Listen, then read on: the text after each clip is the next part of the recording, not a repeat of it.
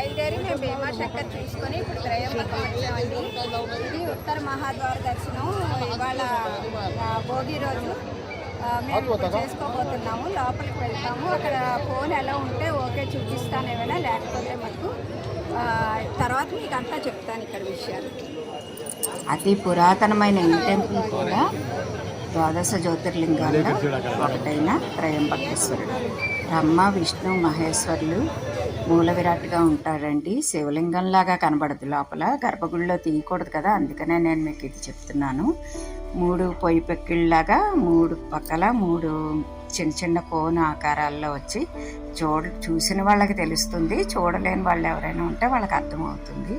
తర్వాత చాలా ఫొటోస్ అవి కూడా ఉంటాయి కదా, చూసుకోండి. చాలా బాగుంది. లోపల గర్భగుడిలోకి అయితే ఫోన్ అలౌ చేయలేదు.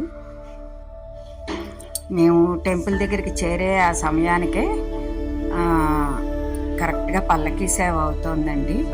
ఎంతో భాగ్యం చేసుకుంటే కానీ పల్లకీ సేవ చూసే అదృష్టం, అంటే ఒక 10 నిమిషాలు మేము లేట్ అయినా కానీ అది అయిపోయి ఉండేదన్నమాట. ఆ సేవ పల్లకీలో స్వామివారిని ఉపయోగిస్తున్నారనమాట.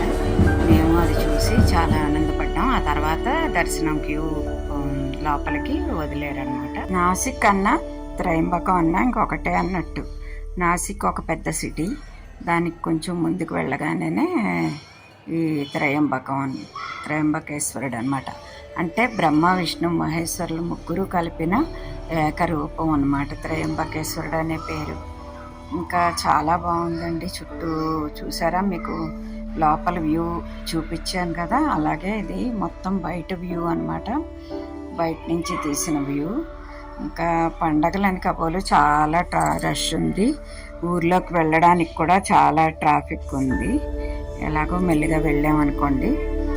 బయట చాలా బాగుంది కదా, అంత పాత పురాతనమైన టెంపుల్ అని చూడగానే ఇట్టే ఎవరికైనా అర్థమవుతుంది.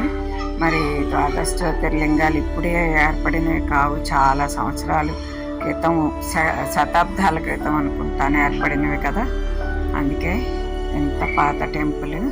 లోపల కూడా అలాగే ఉంది. అమ్మవారి గుడిలోంచి చాలా చిన్న ద్వారం అనమాట, హైట్ లేదు. అందులోంచి బయటికి ఇలాగ వంగునే అందరూ రావాలి.